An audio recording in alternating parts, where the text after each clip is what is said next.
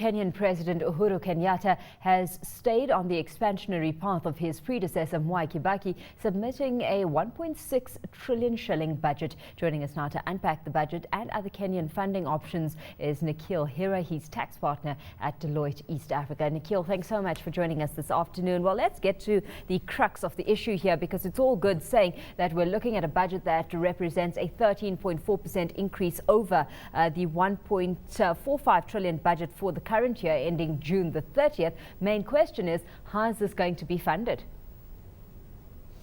I think funding is going to be the big issue, Alicia. But before we go on to that, it's interesting to note that although you were comparing the last year's budget to this year's and 13.4, the actual spend estimated for 30th June 2013 is about 1.1 trillion. So you're actually looking at a jump of almost a third over the actual for this year. So where are we going to get the money from? Well, I guess unfortunately the tendency might be that we go for tax increases. I really hope we don't do that, because I think that's likely to be counterproductive and we won't actually get where we want to get to. The issue that we're having in Kenya today is that the last 12 months have been extremely slow, with the uncertainty surrounding the election and whether it would go off peacefully, which in the end it did. So what we're really hoping for now is a turn in our economy, which will again give that boost to tax collections and hopefully then avoid the need to increase tax rates to meet this big budget that we're going for. When it comes to tax collections, I mean, the Kenyan Revenue Authority is behind on that tax collection with about 560 billion for the first 9 months of the fiscal year, falling behind by 360 billion shillings of that 920 billion target, Nikhil. So what are some of the strategies or mechanisms that are being employed to look at better efficiencies in that regard?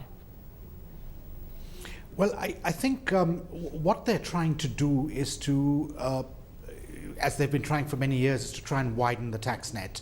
Now one of the areas they've been focusing on for the last 12 months is to get landlords who have not been declaring their rental income into the net.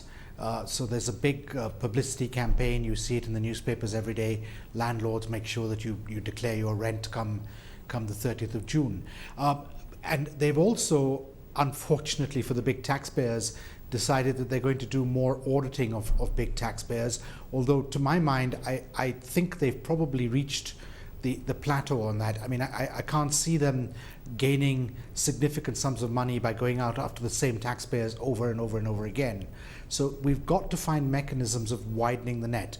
Now one way of doing it, of course, is to bring the VAT bill, which was proposed last year, and I think you and I talked about this last year, into law, because that was reputed to bring in about 50 billion additional shillings by the mere fact that they've reduced the number of zero-rated and exempt items. So I think one of the things they are going to do is definitely bring in the VAT bill come this June. Okay, let's take a look at where money is going to be allocated here, Nikhil, and what sentiment is looking like on that basis, because yes, we're looking at an ambitious target being set. If it is achieved, how exactly is that money looking to be spent?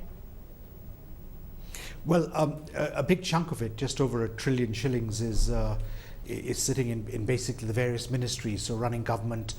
It includes some of the election manifesto promises and the promises that the new President Kenyatta made in his inauguration speech for the first 100 days.